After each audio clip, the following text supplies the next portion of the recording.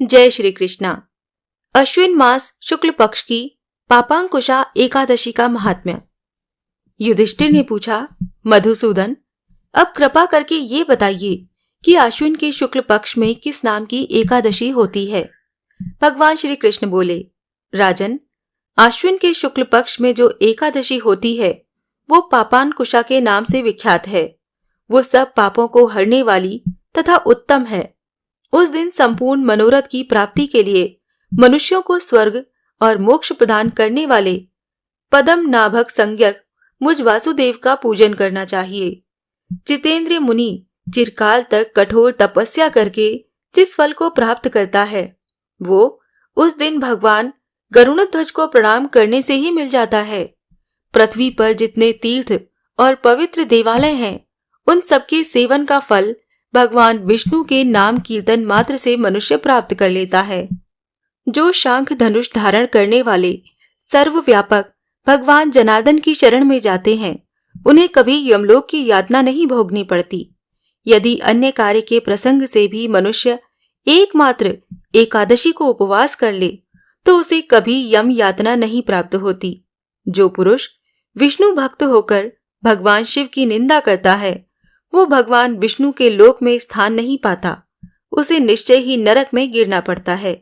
इसी प्रकार यदि कोई शैव या पाशुपत होकर भगवान विष्णु की निंदा करता है तो वो घोर रौरव नरक में डालकर तब तक पकाया जाता है जब तक कि 14 इंद्रों की आयु पूरी नहीं हो जाती।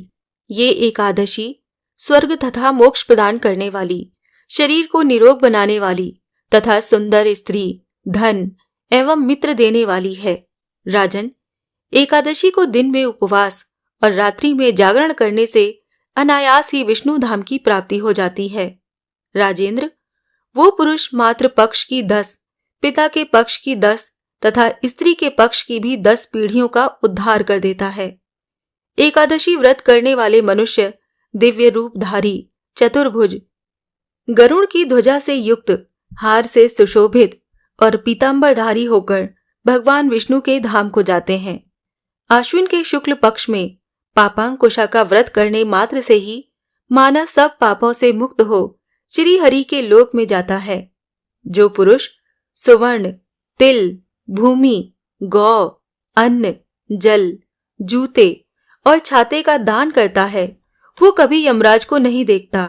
नृपश्रेष्ठ, दरिद्र पुरुष को भी चाहिए कि वो यथाशक्ति स्नान दान आदि क्रिया करके अपने प्रत्येक दिन को सफल बनाए।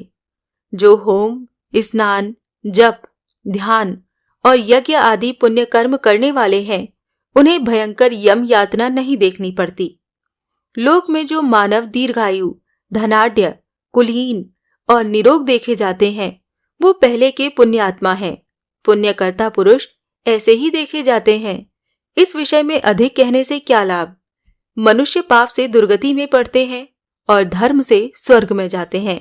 राजन, तुमने मुझसे जो कुछ पूछा था उसके अनुसार पापांकुशा का महात्म्य मैंने वर्णन किया।